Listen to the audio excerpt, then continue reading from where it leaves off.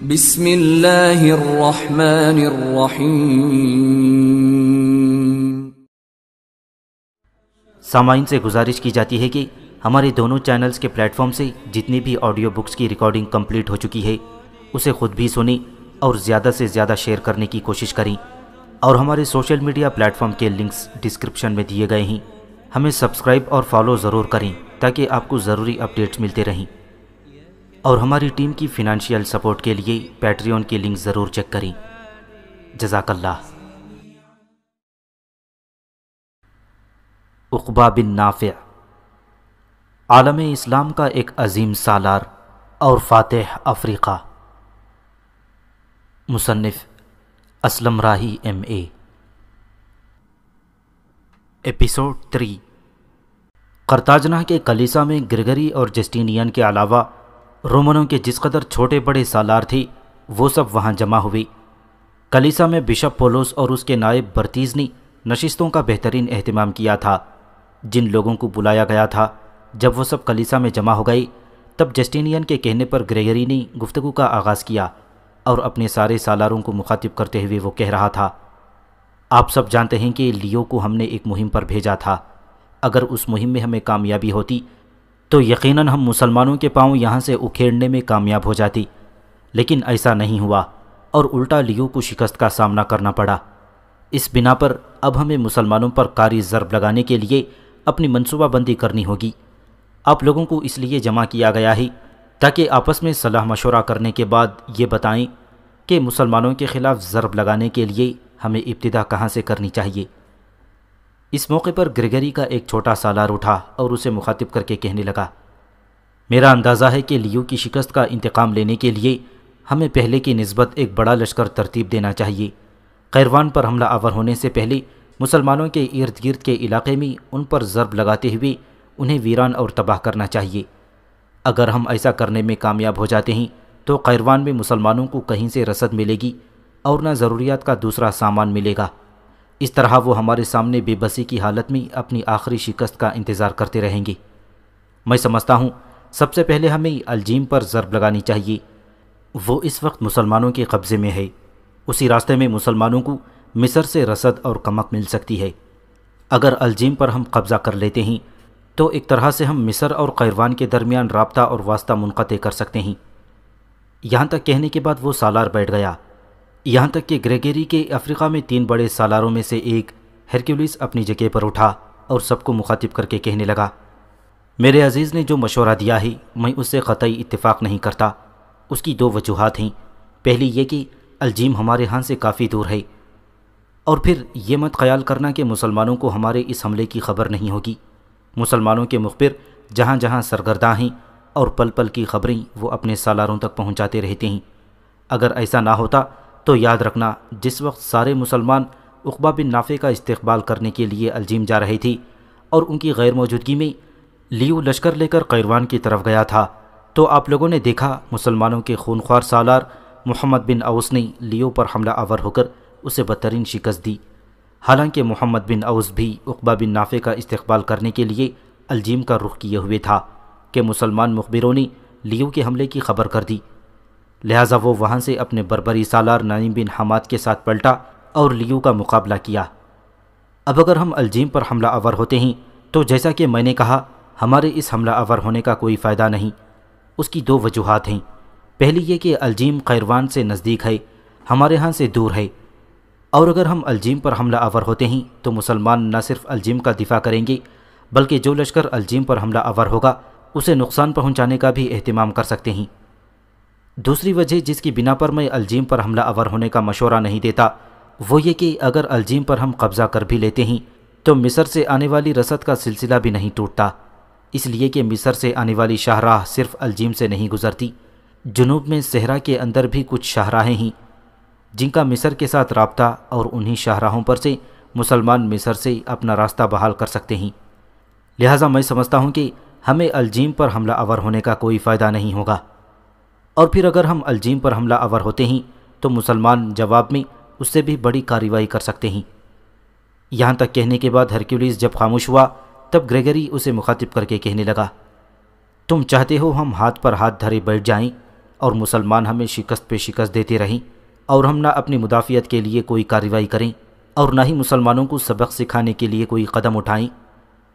اس پر ہرکیولیس نے اپنے ہونٹوں پر زبان پھیری، پھر کہنے لگا، محترم گریگری، میں نے ابھی تک اپنی بات مکمل نہیں کی۔ میں نے صرف الجیم پر حملہ آور ہونے کے تحفظات اور خدشات کا اظہار کیا ہے۔ مسلمانوں پر ضرب لگانے کے لیے میرے پاس ایک اور تدبیر ہے جس پر عمل کر کے میرے خیال میں ہم مسلمانوں کو خاصا بڑا نقصان پہنچا سکتے ہیں۔ ہرکیولیس کے ان الفاظ پر گریگری ہی نہیں جسٹینین کی آنکھوں میں بھی چمک پیدا ہو گئی تھی، لہٰذا اس بار جسٹینین بول پڑا، ہرکیولیس میرے عزیز، اگر کوئی ایسی تجویز تمہارے پاس ہے تو کہو، اس پر عمل ضرور کیا جائے گا۔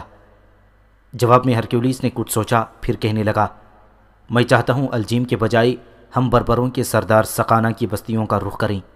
آپ لوگ جانتے ہیں کہ سقانہ کٹر قسم کا مسلمان ہے اور وہ اپنی پوری طاقت اور قوت اور پورے وسائل کے ساتھ مسلمانوں کا ساتھ دیتے ہوئے ہمارے خلاف حرکت میں آتا ہے۔ میں چاہتا ہوں سقانہ کے علاقوں پر حملہ آور ہو کر انہیں تباہ و برباد کر دیا جائے، سقانہ کے بربر قبائل کو نقصان پہنچایا جائے اور انہیں اس قابل نہ چھوڑا جائے کہ آنے والے دور میں وہ مسلمانوں کی مدد کر سکیں۔ اگر ایسا ہوا تو یاد رکھنا، اس طرح مسلمانوں کی طاقت اور ان کی قوت پر بڑی ضرب لگے گی اور ہمارے مقابلے میں ان کی عسکری حیثیت کمتر ہو کر رہ جائے گی۔ یہاں تک کہنے کے بعد ہرکیولیس رکا، پھر اپنی بات کو آگے بڑھاتے ہوئے وہ کہہ رہا تھا، اس کے بعد ہمیں سقانہ پر ہی اکتفا نہیں کرنا چاہیے، اس لیے کہ اگر ہم سقانہ کے علاقوں کو تباہ و برباد کرتے رہیں تو مسلمان رد عمل کا اظہار کریں گے، جس کو رفع کرنے کے لیے ہمیں اپنے سارے اتحادیوں کو مستعد کر دینا چاہیے اور مختلف سمتوں سے مختلف لشکریوں کو مسلمانوں کے علاقوں پر حملہ آور ہونا چاہیے۔ سقانہ کے بعد اگر مسلمان کسی جوابی کارروائی کی ابتدا کرتے ہیں تو پھر ہمارے علاوہ ہمارے اتحادیوں میں سے گال، وندال اور ہن سب کو ان کے خلاف حرکت میں آنا چاہیے، اور اس سلسلے میں ہمیں ان سے رابطہ قائم کر کے ایک لائحہ عمل طے کرنا چاہیے اور متحد ہو کر مسلمانوں پر ضرب لگانی چاہیے۔ یاد رکھیے گا، عقبہ بن نافع اگر یہاں آیا ہے تو وہ یہاں ان سارے علاقوں کا دفاع کرنے کے لیے نہیں آیا جو اس وقت مسلمانوں کے قبضے اور تسلط میں ہیں، بلکہ وہ مسلمانوں کا ایک ایسا جرنیل ہے جس کے متعلق سب لوگ جانتے ہیں کہ وہ ناممکن کو ممکن بنانے کا ہنر جانتا ہے، لہٰذا وہ مسلمانوں کے علاقوں کو ہر صورت میں وسعت دینے کی کوشش کرے گا، اور ہم نے جوابی کارروائی کرتے ہوئے یہ کوشش کرنی چاہیے کہ مسلمانوں سے پہلے علاقے بھی چھینتے ہوئے ان کی بساط یہاں سے لپیٹنے کی کوشش کریں۔ یہاں تک کہنے کے بعد ہرکیولیس جب خاموش ہوا تب بے پناہ خوشی کا اظہار کرتے ہوئے جسٹینین کہنے لگا، میں ہرکیولیس کی تجویز سے اتفاق کرتا ہوں۔ محترم گریگری، آپ کا اس سلسلے میں کیا خیال ہے؟ جسٹینین کے پوچھنے پر گریگری بھی بول اٹھا، ہرکیولیس کی تجویز بہترین ہے، اور میرے خیال میں مسلمانوں پر براہ راست قیروان پر ضرب لگانے سے پہلے ان کے اتحادیوں کو کمزور کر کے ان سے علیحدہ کرنا چاہیے۔ اس طرح بہت جلد ایسا وقت آئے گا کہ ہم مسلمانوں کو اپنے سامنے بے بس کر دیں گے۔ چنانچہ اس تجویز کو آخری خیال کرتے ہوئے یہ فیصلہ کیا گیا کہ اس بار لیو کو آرام اور سستانے کا موقع فراہم کیا جائے، جبکہ یہ مہم ہرکیولیس اور دوسرے چھوٹے سالاروں کو سونپ دی جائے جو سقانہ کے بربروں پر حملہ آور ہو کر اور ان کی بستیوں کو تباہ و برباد کر دیں۔ اس کے بعد وہ مجلس ختم کر دی گئی۔ عقبہ بن نافع ایک روز اپنی تعمیر کردہ مسجد میں مغرب کی نماز ادا کرنے کے بعد نکلتا ہے اور اس جگہ آ کر بیٹھتا ہے جہاں وہ بیٹھ کر اپنے سالاروں سے مشورہ کیا کرتا تھا۔ اتنے میں اردیہ کا بربر حکمران کسیلا اور بربروں کے قبائل کا سربراہ اور سالار سقانہ دونوں عقبہ بن نافع کی خدمت میں حاضر ہوتے ہیں۔ عقبہ بن نافع بڑے پرجوش انداز میں ان دونوں کا استقبال کرتا ہے، اپنی جگہ سے اٹھ کر ان سے گلے ملتا ہے، پرجوش مصافحہ کرتا ہے۔ اس کے بعد باقی سارے سالار بھی جوش اور جذبے کے ساتھ خوشی کا اظہار کرتے ہوئے کسیلا اور سقانہ سے ملتے ہیں۔ اس موقع پر سب سے پہلے کسیلا عقبہ بن نافع کو مخاطب کر کے کہنے لگا، امیر، میں آپ کو دوبارہ ان علاقوں میں خوش آمدید کہتا ہوں۔ کسیلا یہاں تک کہنے کے بعد رکا۔ عقبہ بن نافع نے اسے اپنے پاس بٹھا لیا اور اس کی تواضع بھی خوب کی۔ کچھ دیر ادھر ادھر کی باتیں ہوئیں، اس کے بعد اپنے ایک آدمی کو ہاتھ کے اشارے سے عقبہ بن نافع نے بلایا اور کسیلا کی طرف دیکھتے ہوئے کہنے لگا، کسیلا بڑا لمبا سفر طے کر کے آیا ہے، انہیں اپنے ساتھ لے جاؤ، میں چاہتا ہوں کہ یہ آرام کر لیں۔ کسیلا وہاں بیٹھنا چاہتا تھا، لیکن عقبہ بن نافع کے ان الفاظ پر وہ مجبوراً اٹھا اور عقبہ بن نافع کا آدمی اسے اپنے ساتھ لے گیا تھا۔ کسیلا کے جانے کے بعد بربر سالار سقانہ بے پناہ خوشی کا اظہار کرتے ہوئے کہنے لگا، میں 3 موضوعات پر گفتگو کرنا چاہتا ہوں، 2 میرے شکوے ہیں اور تیسرا میرا مشورہ ہے۔ سقانہ جب خاموش ہوا تو عقبہ بن نافع بڑے غور اور بڑی شفقت سے اس کی طرف دیکھتے ہوئے کہنے لگا، سقانہ، تمہاری عزت، تمہارا مقام ہمارے ہاں سگے بھائیوں جیسا ہے، پہلے یہ بتاؤ شکوہ کس کس کے خلاف ہے؟ جواب میں سقانہ مسکرایا، بڑی محبت سے سب سے پہلے اس نے زہیر بن قیس کی طرف دیکھا، پھر کہنے لگا، پہلا شکوہ مجھے اپنے بھائی زہیر بن قیس سے ہے۔ جب ابو عبید اللہ یہاں پہنچا اور اس نے آپ کے یہاں آنے کی اطلاع کی اور اس اطلاع کے جواب میں زہیر بن قیس اور محمد بن اوس دونوں اپنے ساتھیوں کو لے کر آپ کا استقبال کرنے کے لیے الجیم گئے، تو ان دونوں کو چاہیے تھا کہ مجھے بھی اطلاع کرتی تاکہ میں جو آپ لوگوں کے اجتماع کی ایک اکائی ہوں اس استقبال میں شریک ہو سکتا، کیونکہ مجھے نہ آپ کے آنے کی اطلاع دی گئی اور نہ آپ کے استقبال کے لیے کہا گیا ہے، لہٰذا میں زہیر بن قیس کے اس فیصلے کے خلاف سختی سے احتجاج کرتا ہوں۔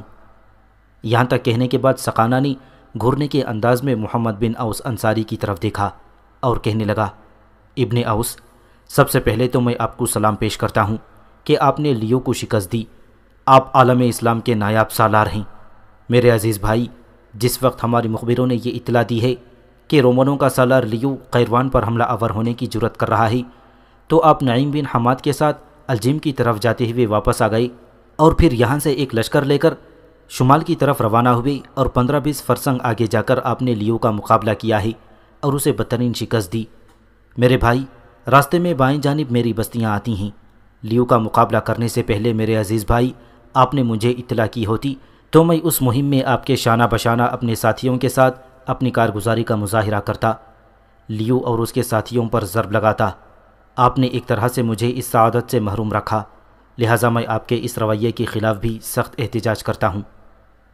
یہاں تک کہنے کے بعد سقانہ مزید کچھ کہنا چاہتا تھا کہ محمد بن اوس اپنی جگہ سے اٹھا، سقانہ کے قریب آیا، سقانہ کو اپنے ساتھ لپٹا لیا، پھر اپنا گال اس کے گال سے ملایا، اپنا منہ اس کے کان کے قریب لے گیا اور کہنے لگا، سقانہ، تم جانتے ہو میں تمہیں بھائی سمجھتا ہوں، اگر تم خیال کرتے ہو کہ لیو کا مقابلہ کرنے سے پہلے مجھے تمہیں اطلاع کرنی چاہیے تھی اور تمہیں ساتھ لینا چاہیے تھا تو پھر میں اپنی غلطی تسلیم کرتا ہوں اور تم سے معافی مانگتا ہوں۔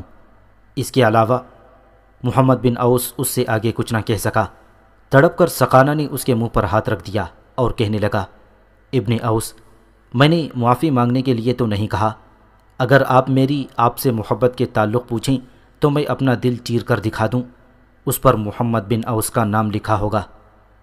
سقانہ جب خاموش ہوا تب زہیر بن قیس بھی آگے بڑھا، اس کا ہاتھ اپنے ہاتھ میں لیا اور کہنے لگا، سقانہ میرے عزیز بھائی، اس وقت دراصل امیر کے آنے کی خوشی میں ہم بڑے جلدی میں تھے اور پھر وقت بھی نہیں تھا اور ہم جلدی میں یہاں سے کوچ کر گئے، اس بنا پر آپ کو اطلاع نہیں دے سکا۔ خیال یہی تھا کہ امیر جب یہاں پہنچ جائیں گے تو سب کو امیر کی آمد کی اطلاع کر دی جائے گی۔ بہرحال میں اپنے اس رویے پر معذرت خواہ ہوں۔ زہیر بن قیس خاموش ہو گیا، تب ہلکی ہلکی مسکراہٹ میں عقبہ بن نافع سقانہ کو مخاطب کر کے کہنے لگا، سقانہ، میرے دونوں عزیز بھائیوں زہیر بن قیس اور محمد بن اوس نے تم سے معذرت کر لی ہے، کیا تم مطمئن نہیں ہو؟ سقانہ بڑی عقیدت اور ارادت مندی میں کہنے لگا، امیر، آپ کیسی گفتگو کرتے ہیں؟ یہ دونوں میرے بڑے عزیز اور محترم بھائی ہیں، مجھ سے معذرت نہ بھی کرتے تب بھی میں ان دونوں سے خوش ہی خوش ہوں، ان دونوں سے ناراض ہونے کا سوال ہی پیدا نہیں ہوتا۔ سقانہ کا جواب سن کر عقبہ بن نافع خوش ہو گیا تھا، پھر سقانہ کو اس نے مخاطب کیا تھا، اگر تم خوش ہو تو اب اپنی تیسری بات کہو، تم نے کہا تھا کہ 3 باتیں کہنا چاہتے ہو، جن میں سے 2 اعتراض ہیں اور تیسرا مشورہ ہے۔ 2 اعتراضات تو تم نے مکمل کر لیے ہیں، اب مشورہ بتاؤ کیا ہے؟ سقانہ سنجیدہ ہو گیا، چند لمحے عقبہ بن نافع کی طرف بڑے غور سے دیکھا اور پھر کہنے لگا، امیر محترم، آپ نے اچھا کیا کہ کسیلا کو یہاں زیادہ دیر بیٹھنے نہیں دیا اور اسے آرام کا مشورہ دیتے ہوئے اپنے ساتھی کے ساتھ روانہ کر دیا۔ امیر محترم، اگر آپ برا نہ مانیں تو میں کسیلا کو قابل اعتبار خیال نہیں کرتا، یہ متلون مزاج قسم کا آدمی ہے۔ میں پھر کہتا ہوں، آپ برا نہ مانیے گا، جو کچھ میں کہنا چاہتا ہوں یہ میری ذاتی رائے ہے اور میری ذاتی رائے غلط بھی ہو سکتی ہے۔ کسیلا کو میں قابل اعتماد نہیں سمجھتا۔ یہ شخص کسی بھی وقت ڈھاواں ڈھول ہو سکتا ہے اور ہمارے لیے نفع کے بجائے نقصان کا باعث بھی بن سکتا ہے۔ سقانہ جب خاموش ہوا تو خوشکن انداز میں اس کی طرف دیکھتے ہوئے عقبہ بن نافع بول اٹھا، سقانہ میرے بھائی، میں تمہاری ان باتوں سے اتفاق کرتا ہوں۔ یہاں آنے کے بعد کچھ لوگوں نے مجھے کسیلہ کے متعلق تفصیل بتائی ہے۔ میں کیونکہ آج اپنے سالاروں کے ساتھ ایک انتہائی اہم موضوع پر گفتگو کرنا چاہتا تھا، اسی بنا پر میں نے کسیلہ کو آرام کرنے کے لیے بھیج دیا ہے۔ سقانہ نے اس کے جواب میں کہا، امیر محترم، اگر آپ برا نہ مانیں تو میں نے آپ کی اجازت کے بغیر اپنے کچھ آدمی مقرر کر رکھے ہیں جو کسیلہ پر نگاہ رکھتے ہیں، اسی بنا پر میں اس کی بد اعتمادی کا اظہار کر رہا ہوں۔ فی الحال ہم اسے اس کے حال پر چھوڑ دیں گے، اس کے خلاف کوئی کارروائی بھی نہیں کریں گے، اس لیے کہ یہ ہمارے لیے نقصان کا باعث بن سکتا ہے، لیکن ہمیں اس پر زیادہ اعتماد اور بھروسہ نہیں کرنا چاہیے۔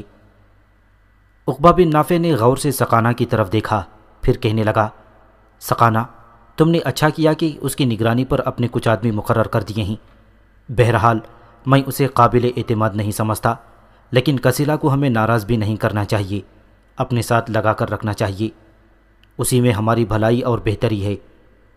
یہاں تک گفتگو ہونے کے بعد کچھ دیر خاموشی رہی، پھر سقانہ کو مخاطب کرتے ہوئے عقبہ بن نافع کہنے لگا، سقانہ میرے عزیز بھائی، مغرب کی نماز کے لیے جانے سے پہلے میں نے زہیر بن قیس، محمد بن اوس، حنس بن عبداللہ، صالح بن حریم اور اپنے دیگر سالاروں سے مشورہ کیا تھا کہ ہمیں سب سے پہلے کس مقام پر ضرب لگانی چاہیے۔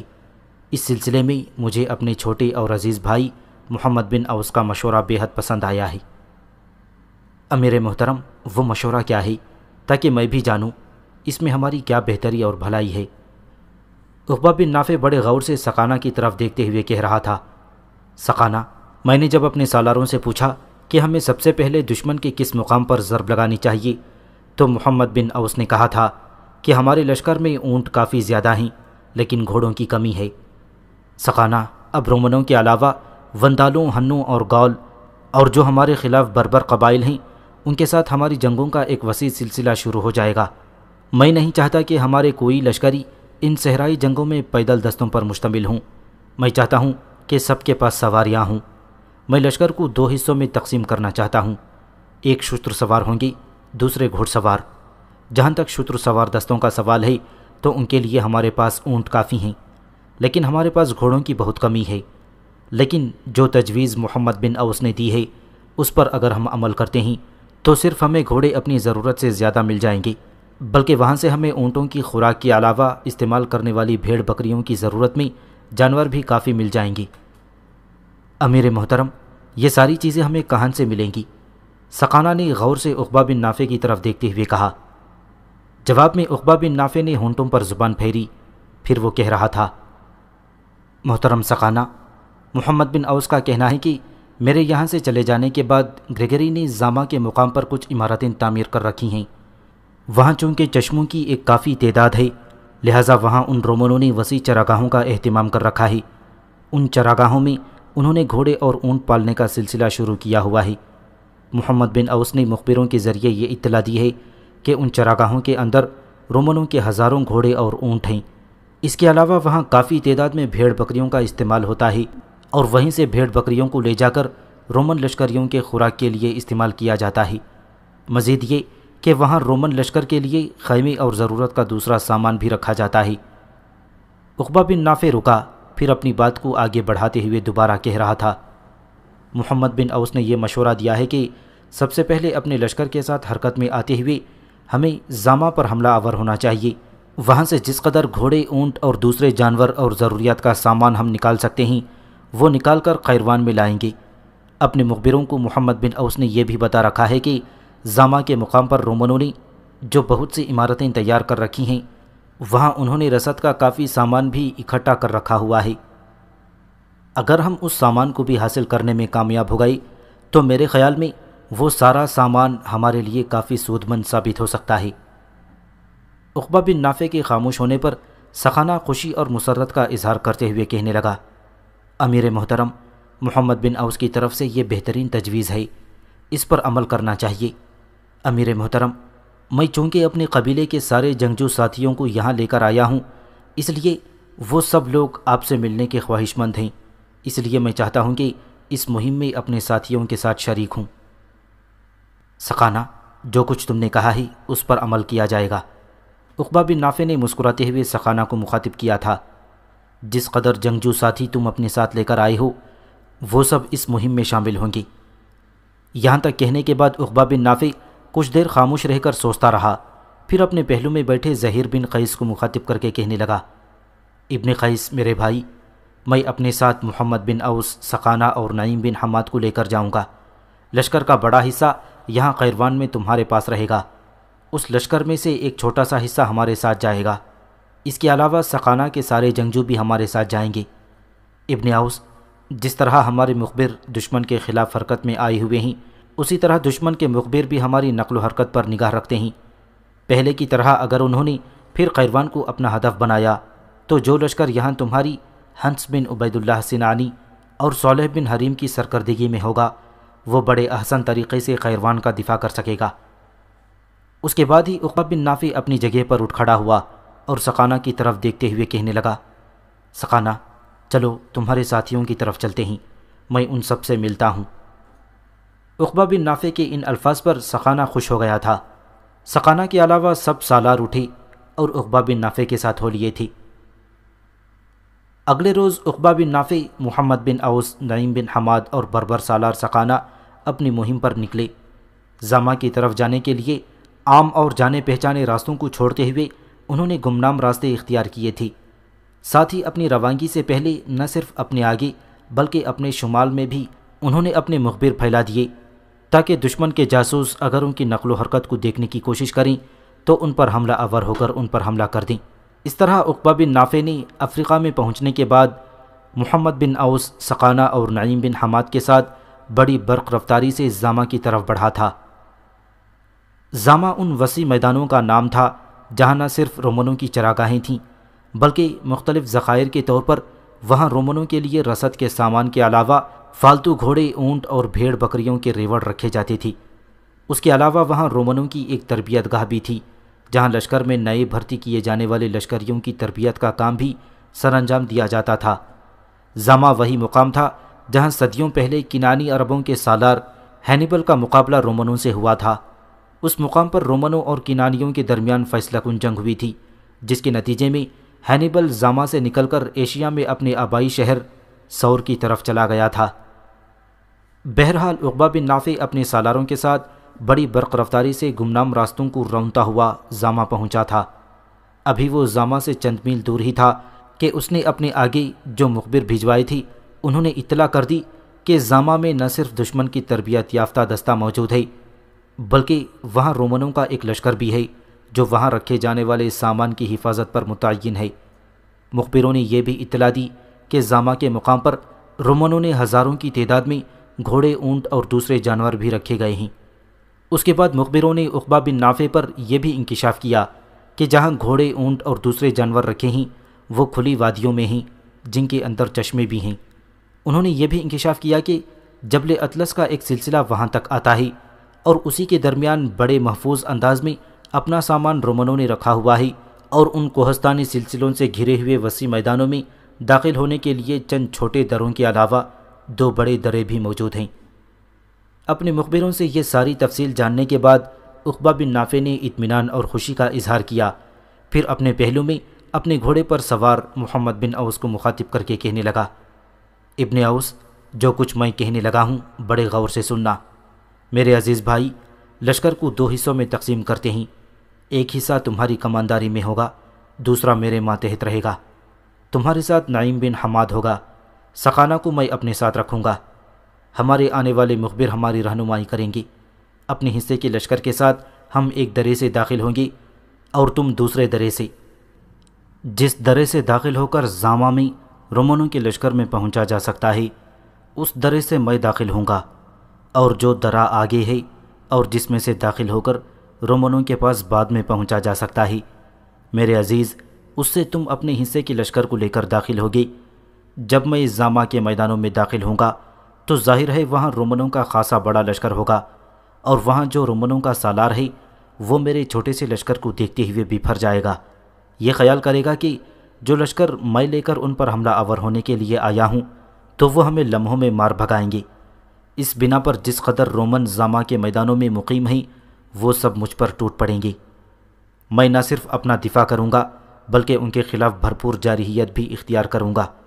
مجھے امید ہے اتنی دیر تک اپنے مخبروں کی رہنمائی میں تم بھی اپنے حصے کے لشکر کے ساتھ دوسرے درے سے داخل ہو کر رومنوں کی پشت پر پہنچ جاؤ گے، اور جب تکبیریں بلند کرتے ہوئے تم رومنوں کے پشت پر حملہ آور ہوگی تو یاد رکھنا رومنوں کے پاؤں تلے سے زمین نکل جائے گی۔ وہ یہی خیال کریں گے کہ زامہ کے ان میدانوں میں مسلمانوں کے ایک نہیں بلکہ کئی لشکر داخل ہو چکے ہیں۔ اس بنا پر ان کے حوصلے پست اور ان کے ولولے ذلیل اور پسماندہ ہو کر رہ جائیں گے۔ جب رومنوں کی پشت سے تم حملہ آور ہوگی تو سامنے کی طرف سے میں بھی تکبیریں بلند کرتے ہوئے اپنے حملے میں تیزی اور شدت پیدا کر دوں گا۔ اس طرح ان دو طرفہ حملوں میں مجھے امید ہے کہ ہم رومنوں کو ٹھکانے لگانے اور شکست دینے میں زیادہ وقت نہیں لیں گے۔ اس کے بعد ان کی ہر چیز کو سمیٹتے ہوئے واپسی کا رخ کریں گے۔ میرے عزیز بھائی، یہیں اپنے لشکریوں کو یہ بھی بتا دیا جائے کہ جو اونٹ اور گھوڑے ہم وہاں سے حاصل کریں گے وقت ضائع کیے بغیر ان پر زینے اور کجاوے بھی ڈال دیے جائیں۔ اس کے بعد جو سارا سامان جو ان میدانوں میں موجود ہے رومنوں کے جانوروں پر ہی لاد کر ہم نے قیروان لے جانا ہے۔ لہٰذا رومنوں کا جب خاتمہ کر دیا جائے گا تو اس کے بعد ہم لشکری ایک ایک دو دو یا تین تین یا جتنے گھوڑے حصے میں آئیں گے اپنے گھوڑوں کی زین سے ان کی لگامیں باندھ لیں گے اور واپسی کا سفر شروع کریں گے۔ جہاں تک ان میدانوں میں اونٹوں کا تعلق ہے تو اونٹوں کے کجاوے ڈالنے کے بعد جس قدر ساز و سامان ہمیں ان میدانوں سے ملے گا وہ ان اونٹوں پر لاد دیا جائے گا اور اونٹوں کو اپنے لشکر کے آگے آگے ہانکتے ہوئے واپس قیروان کا رخ کریں گے۔ یہاں تک کہنے کے بعد عقبہ بن نافع رکا، پھر بڑے غور سے محمد بن اوس، سقانہ اور نعیم بن حماد کی طرف دیکھتے ہوئے کہنے لگا، میرے عزیز ساتھیوں، جو کچھ میں نے کہا ہے اس میں اگر کوئی شک ہو اور اس میں اگر کوئی تبدیلی کرنا چاہو تو بولو۔ اس موقع پر سقانہ اور نعیم بن حماد دونوں محمد بن اوس کی طرف دیکھنے لگے تھی۔ ابن اوس مسکرایا، نفی میں گردن ہلائی، پھر عقبہ بن نافع کو مخاطب کر کے کہنے لگا، نہیں امیر، یہ آخری فیصلہ ہے، اسی کے مطابق عمل کیا جائے گا۔ محمد بن اوس کے اس جواب پر عقبہ بن نافع خوش ہو گیا تھا۔ پھر عقبہ بن نافع، اوس، سقانہ اور نعیم چاروں جو لائحہ عمل طے ہوا تھا اس کی تفصیل لشکر کی طرف گھوم کر اپنے لشکریوں کو بتانے لگے تھی۔ اس کے بعد انہوں نے زامہ کے میدانوں کا رخ کیا تھا۔ سب سے پہلے عقبہ بن نافع اپنے حصے کے لشکر کے ساتھ قریبی درے کے ذریعے ان وادیوں میں داخل ہو گیا۔ زامہ کی ان وادیوں کے جو محافظ رومن تھے انہوں نے عقبہ بن نافع کے لشکر کو آتے دیکھ لیا تھا، لہٰذا انہوں نے اس وادی میں جو رومنوں کا لشکر تھا اسے آگاہ کر دیا تھا۔ درے کے قریب پہنچ کر عقبہ بن نافع نے اپنے ساتھیوں کے ساتھ اندیکھی وادیوں کے سناٹوں میں اس طرح تکبیریں بلند کیں جیسے تاریکیوں کے کنویں کے اندر فتح مندی کے رنگ بکھر گئے ہوں۔ تکبیروں کی یہ آوازیں وادیوں اور کوہستانی سلسلوں سے اس طرح ٹکرائی تھیں جیسے موجیں اپنے رب کا جلال حق بن کر سمندر کے راز ساحل تک پہنچانے لگی ہوں۔ اس کے بعد عقبہ بن نافع ہر در پردہ دستک دیتی آندھیوں کی طرح زامہ کی ان وادیوں میں داخل ہو گیا تھا۔ اتنی دیر تک رومن اپنے آپ کو مسلح کر چکے تھی اور مسلمانوں کا مقابلہ کرنے کے لیے تیار ہوئے تھی۔ جو ہی عقبہ بن نافع اپنے مختصر سے لشکر کے ساتھ ان وادیوں میں ذرا آگے گیا، تب سامنے کی طرف سے رومنوں کا ایک بڑا لشکر زندگی کی پناہ گاہوں میں ابدی تباہ کاریاں پھیلاتے خونخوار لمحوں کے سایوں اور وقت کا بدترین نوحہ گاتی جبر کی خونی ظلمت کی طرح حملہ آور ہو گیا تھا۔ رومن بڑے پر امید تھے کہ ان وادیوں میں داخل ہونے والے مسلمانوں کو وہ مار بھگائیں گے، اس لیے کہ عقبہ بن نافع جو لشکر لے کر ان وادیوں میں داخل ہوا تھا عددی لحاظ سے رومنوں کے مقابلے میں اس کی کوئی حیثیت نہ تھی، لیکن عقبہ بن نافع ایک بے مثل سالار بحر و بر تھا۔ رومنوں کی عددی فوقیت کو نظر انداز کرتے ہوئے وہ ہر شے کو بے حصار اور بے سنان کر دینے والی انگنت شعلوں کے رقص کی طرح حملہ آور ہو گیا تھا۔ زامہ کی ان وادیوں کے اندر رومنوں اور مسلمانوں کے درمیان ایک ہولناک ٹکراؤ شروع ہو گیا تھا۔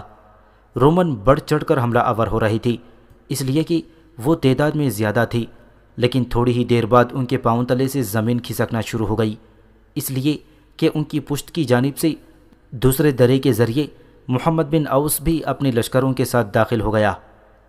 عقبہ بن نافع ہی کی طرح پہلے اس نے درے میں داخل ہوتے وقت اجاڑ سناٹا پھیلاتے فلاکت کے خرابوں میں ہولناک انداز سے تکبیریں بلند کیں۔ اس کے بعد محمد بن اوس اپنے حصے کے لشکر کے ساتھ رومنوں کے پشت پر خاک و خون میں لپٹے پیچ و تاب کھاتے خونی بگولوں کی طرح حملہ آور ہو گیا۔ رومن کیونکہ تعداد میں زیادہ تھی، لہذا فوراً انہوں نے اپنے لشکر کو 2 حصوں میں تقسیم کر لیا تھا۔ اب بھی انہیں امید تھی کہ وہ حملہ آوروں کو مار بھگائیں گے، لہذا دونوں سمت کے مسلمانوں پر وہ بڑے جوش و خروش سے حملہ آور ہونے لگے تھے۔ دوسری طرف جو عقابی نظروں اور فولادی بازوؤں والے عرب تھے، وہ رومنوں کی صفوں کو کاٹتے ہوئے اپنے مقصود کے قریب ہوتے چلے جا رہے تھے۔ رومنوں نے اپنی طرف سے بڑی کوشش کی کہ حملہ آوروں کو مار بھگائیں، لیکن مسلمان لشکری حق کے دستے راست بن کر خاکستر سے اٹھتی چنگاریوں کی طرح بھڑکتے ہوئے دشمن کی ہر خوفناک قوت کو راکھ میں دباتے چلے جا رہے تھے۔ رومن جو شروع میں بڑھ چڑھ کر حملہ آور ہوئے تھے، اب عربوں کے ان 2 مزید حملوں کے سامنے بڑی تیزی سے ان کی حالت بدتر ہونا شروع ہو گئی تھی۔ اب حملہ آور مسلمانوں نے پوری طرح نہ صرف رومنوں کو دباتے ہوئے بلکہ ایک طرح سے انہیں بھیڑ بکریوں کے ریوڑ کی طرح ہانکنا شروع کر دیا تھا۔ رسول عربی صلی اللہ علیہ وسلم کے وہ نمائندے خیر کی شعلہ فگن آتش فشانی کی طرح گناہوں کے ان نمائندوں پر ضرب طاری کرنے لگے تھے۔ عربوں اور بربروں کے ان تیز حملوں کو رومن زیادہ دیر برداشت نہ کر سکے، جس کے نتیجے میں زامہ کے ان میدانوں میں جو رومن لشکر تھا اس کی اکثریت کو موت کے گھاٹ اتار دیا گیا۔ جب دشمن کا صفایا کر دیا گیا تب سب سے پہلے مرنے والوں کی تجہیز و تکفین کے علاوہ زخمیوں کی دیکھ بھال بھی کی گئی۔ اس کے بعد عقبہ بن نافع اور محمد بن اوس کے پہلے سے طے شدہ منصوبے کے مطابق پورا لشکر حرکت میں آ گیا۔ ان میدانوں کے اندر جس قدر گھوڑے اور اونٹ تھے انہیں ایک جگہ جمع کر دیا گیا تھا۔ اونٹوں کے اوپر کجاوے ڈالے گئے تھے اور ان میدانوں میں رسد اور خوراک کی صورت میں رومنوں کے جس قدر ذخائر موجود تھے وہ سب اونٹوں پر لاد دیے گئے۔ گھوڑوں پر زینے ڈالنے کے بعد انہیں دہانے پر چڑھا دیے گئے اور انہیں بھی مسلمان لشکریوں نے اپنے گھوڑوں کے ساتھ باندھ دیا تھا۔ اس کے علاوہ زامہ کے میدانوں میں بھیڑ بکریاں اور دوسرے حلال جانوروں کی صورت میں جس قدر جانور وہاں موجود تھے انہیں بھی عقبہ بن نافع اور اس کے لشکری اپنے آگے آگے ہانکتے ہوئے بڑی تیزی سے ان میدانوں سے نکل کر خیروان کا رخ کر رہے تھے۔ عقبہ بن نافع، محمد بن اوس، سقانہ اور نعیم بن حماد چاروں اپنے لشکروں کے ساتھ رومنوں سے حاصل کیے ہوئے سارے ساز و سامان کے ساتھ ابھی خیروان سے ذرا فاصلے پر ہی تھے کہ سامنے کی طرف سے عقبہ بن نافع کو اپنے کچھ مخبر آتے دکھائی دیے تھے۔ اس پر عقبہ بن نافع محمد بن اوس کو مخاطب کر کے کہنے لگا، ابن اوس، سامنے سے اپنے کچھ مخبر آ رہے ہیں، میرا دل کہتا ہے یہ ہمارے لیے ضرور کوئی بری خبر لے کر آئے ہیں۔ عقبہ بن نافع کے ان الفاظ پر محمد بن اوس، سقانہ اور نعیم بن حماد کے علاوہ جو ان کے قریب چھوٹے سالار تھے وہ سب پریشان ہو گئے، یہاں تک کہ آنے والے مخبر جو تعداد میں 3 تھے قریب آ کر انہوں نے بلند آواز میں سب کو سلام کیا، پھر اپنے گھوڑوں کا رخ موڑتے ہوئے عقبہ بن نافع اور دوسرے سالاروں کے ساتھ ہو لیے تھے۔ اس موقع پر عقبہ بن نافع نے انہیں مخاطب کیا، میرے عزیزوں، تمہارا اس موقع پر اور اس طرح آنا میرے دل کی دھڑکنوں کو تیز کر چکا ہے اور میں سمجھتا ہوں تم کسی بری علت کے بغیر نہیں آئے۔ اس پر ان تینوں میں سے ایک انتہائی دکھ بھرے انداز میں کہنے لگا، امیر محترم، آپ کا انداز درست ہے، ہم آپ کے پاس ایک انتہائی بری خبر لے کر آئے ہیں اور دوسری خبر کسی قدر امید افزا ہے اور اس سے ہم اپنے لیے فوائد حاصل کر کے اپنے نقصانات کی تلافی کر سکتے ہیں۔ امیر محترم، آپ کی غیر موجودگی میں رومیوں کے سالار ہرکیولیس اور اسارین دونوں سقانہ کی بستیوں پر حملہ آور ہو گئی۔ بستیوں کے اندر انہوں نے خوب لوٹ مار کی، جو بھی ان کے سامنے آیا اس کا انہوں نے قتل عام کیا اور سقانہ کے قبیلے کے لوگ بیچارے لٹے پٹے خیروان کی طرف بھاگ گئے۔ سقانہ کے قبیلے کی ساری بستیوں کو رومنوں نے نظر آتش کر دیا ہے اور اب وہاں بستیوں کے بجائے خاک اڑ رہی ہے۔ یہ ساری کارروائی کرنے کے بعد اسارین اور ہرکیولیس دونوں واپس قرطبہ چلے گئے۔ یہ خبر سن کر عقبہ بن نافع، محمد بن اوس اور نعیم بن حماد کی گردن جھک گئی تھی۔ سقانہ انتہا درجے کا پریشان اور فکر مند تھا۔ کچھ دیر خاموش رہا، پھر اپنے آپ کو اس نے سنبھالا اور کہنے لگا، کوئی بات نہیں، اگر رومن بربر سالار برانس کے ساتھ مل کر مجھے یہ سزا دینا چاہتے ہیں تو میں مسلمان ہوں، تو مجھے یہ سزا منظور اور قبول ہے۔ غیر مسلم بربروں کا حکمران برانس تو میرا پیدائشی دشمن ہے، لیکن میں ان رومنوں سے اپنے اس نقصان کا انتقام ضرور لوں گا۔ اگر وہ یہ سمجھتے ہیں کہ سقانہ ان کے سامنے بالکل بے بس اور مجبور ہے تو یہ بھی ان کی بھول ہے، اس لیے کہ اس سے آگے سقانہ کچھ نہ کہہ سکا، کیونکہ اس کی بات کاٹتے ہوئے عقبہ بن نافع بول اٹھا، سقانہ، اگر رومنوں نے تمہاری بستیوں پر حملہ آور ہو کر لوگوں کا قتل عام کیا ہے اور بستیوں کو آگ لگا کر خاکستر کر دیا ہے تو وہ دن دور نہیں جب میں ان سرزمینوں میں رومیوں اور اس کے حمایتی گوت، بربر، وندال، ہن اور گول سب کو خاکستر بنا کر رکھ دوں گا، اور تیز آندھیوں کے سامنے ان کی یہ خاک صحراؤں میں اڑتی پھرے گی۔ قسم ہے کعبے کے رب کی، ان غیر مسلموں نے ہمیں سمجھنے میں غلطی کی ہے۔ یہاں تک کہنے کے بعد عقبہ بن نافع رکا، پھر آنے والے مخبروں کو مخاطب کر کے کہنے لگا، میرے عزیزوں، سقانہ کی بستیوں میں جو لوگ بچے ہیں وہ کہاں ہیں؟ اس پر دوسرا مخبر بول اٹھا اور بڑی افسردگی میں کہنے لگا، امیر، سقانہ کی بستیوں کے وہ لوگ جو رومیوں کے قتل عام سے بچ گئے ہیں وہ اپنی جانیں بچا کر کسی نہ کسی طرح قیروان کی طرف بھاگنے میں کامیاب ہو گئے ہیں۔ مخبر جب خاموش ہوا تو بڑے غور سے اس کی طرف دیکھتے ہوئے اس بار محمد بن اوس بول اٹھا، میرے عزیز ساتھیوں، تم لوگوں نے کہا کہ تم ہمارے لیے ایک بری اور ایک امید افزا خبر لے کر آئے ہو۔ بری خبر تو تم سنا چکے ہو، جس نے ہمارے دل دہلا دیے ہیں۔ اگر رومنوں نے سقانہ کی بستیوں کو تہو بالا کر دیا ہے، انہیں آگ لگا کر خاکستر کر دیا ہے، تو ایک طرح سے رومنوں نے اپنی خواہشوں، اپنی تمناؤں کو خاکستر کیا ہے۔ اب ہم ان کے خلاف ایسے حرکت میں آئیں گے کہ افریقہ کے اندر ان کی بساط بڑی تیزی سے لپٹی چلی جائے گی۔ اب تم وہ خبر کہو جس سے متعلق تم نے کہا تھا کہ وہ امید افزا ہے۔ محمد بن اوس کے اس سوال کے جواب میں وہی مخبر پھر بول اٹھا، کہنے لگا، امید افزا خبر یہ ہے کہ رومنوں کے 5 بڑے بڑے جہاز، جن کے ساتھ 2 چھوٹی کشتیاں بھی تھیں، وہ اناج کے علاوہ دیگر خرد و نوش کا سامان لے کر قسطنطنیہ سے قرطاجنہ کی طرف آ رہے ہیں، لیکن سمندر میں تیز طوفان اٹھنے کے باعث وہ جہاز الجیم کے بالکل سیدھ میں آ کر خشکی پر چڑھ گئے ہیں۔ ان کا رخ تو قرطاجنہ کی طرف تھا، لیکن سمندر میں اٹھنے والی تیز آندھیوں کے باعث لہروں نے ان کا رخ پھیر دیا ہے۔ اب وہ 5 جہاز تیز سمندری طوفان کے باعث الجیم کے بالکل سامنے ساحل کی ریت پر چڑھ کر دھس گئے ہیں۔ چھوٹی کشتیاں بھی ریت پر چڑھ گئی ہیں۔ ان جہازوں کے اندر کوئی لشکر نہیں ہے، زیادہ تر ملاح ہیں، چند محافظ دستے ہیں، لہٰذا ان محافظ دستوں نے دونوں کشتیوں کو اٹھا کر سمندر میں ڈال دیا ہے۔ اب وہ دونوں کشتیاں قرطاجنہ کی طرف چلی گئی ہیں تاکہ وہاں گریگری کو یہ اطلاع دی جائے کہ جو 5 جہاز ان کے لیے اناج اور ضرورت کا دوسرا سامان لا رہے تھے وہ خشکی پر چڑھ گئے ہیں، لہٰذا ان جہازوں کو یا تو سمندر کی طرف دھکیلنے کا اہتمام کیا جائے یا ان سے سارا سامان نکال کر قرطاجنہ کی طرف منتقل کرنے کا اہتمام کیا جائے۔ امیر محترم، وہ دونوں کشتیاں ابھی قرطاجنہ نہیں پہنچی ہوں گی۔ اگر ہم تیزی سے کارروائی کریں تو ان 5 جہازوں کے سامان پر قبضہ کر سکتے ہیں جو اس وقت خشکی پر چڑھ کر ریت میں دھسے ہوئے ہیں۔ یہ خبر سن کر عقبہ بن نافع کی آنکھوں میں چمک پیدا ہو گئی۔ ہلکی ہلکی مسکراہٹ میں باری باری اس نے محمد بن اوس، نعیم بن حماد اور سقانہ کی طرف دیکھا۔ اس موقع پر عقبہ بن نافع کچھ کہنا چاہتا تھا کہ محمد بن اوس اسے مخاطب کر کے کہنے لگا، امیر محترم، لگتا ہے فطرت ہماری رہنمائی اور قدرت ہماری مدد کر رہی ہے۔ ہمیں فلفور الجیم کی سیدھ میں سمندر کا رخ کرنا چاہیے اور ہمارے یہ مخبر ہماری رہنمائی کریں گے۔ 5 جہازوں کا وہ سامان ہماری اقتصادیات اور ہماری معاشی حالت کو یقینی طور پر مستحکم کر سکتا ہے، اور آنے والے دور میں ہم بڑے مطمئن انداز میں ایک لمبے عرصے تک رومیوں پر مزید ضربیں لگانے کے قابل رہیں گے۔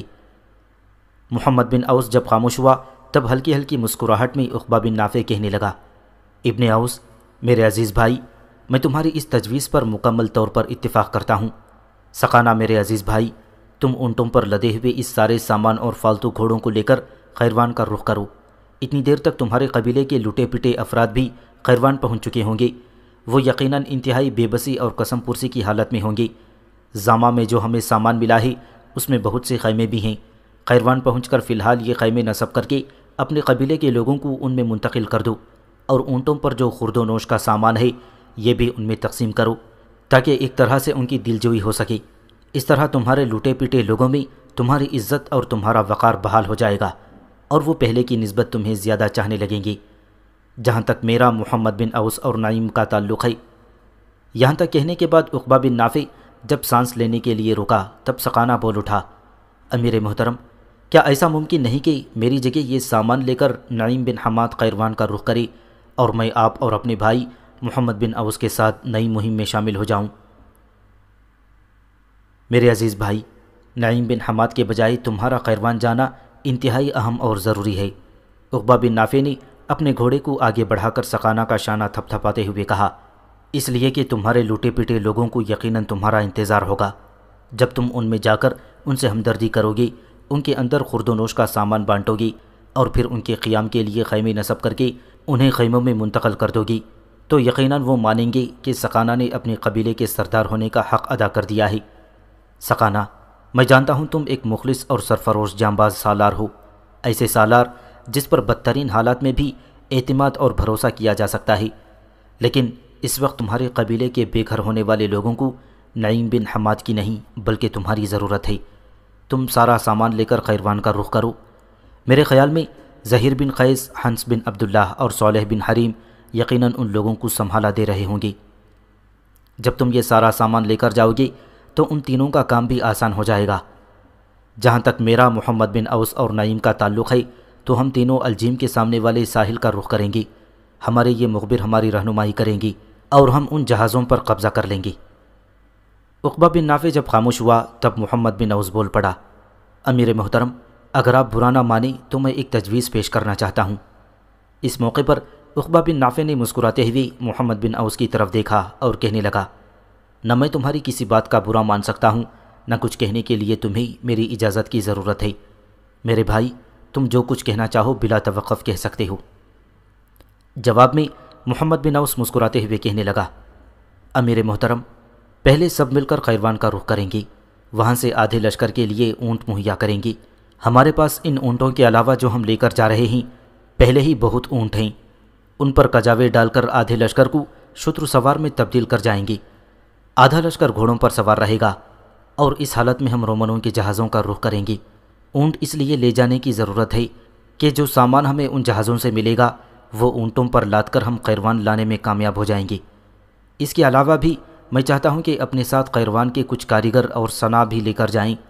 رومنوں کے جو 5 جہاز خشکی پر چڑھنے کے بعد ریت میں دھس گئے ہیں، ان سے سارا سامان نکالنے کے بعد پہلے خشکی میں منتقل کر دیا جائے، پھر ان 5 جہازوں کو توڑ پھوڑ دیا جائے، اس سے جو لکڑی حاصل ہو وہ بھی اونٹوں پر لاد کر قیروان لائی جائے، اور اس لکڑی کو قیروان کے نواح میں سقانہ کے قبیلے کے بے گھر ہونے والے لوگوں کے لیے مکانات تعمیر کیے جا سکتے ہیں۔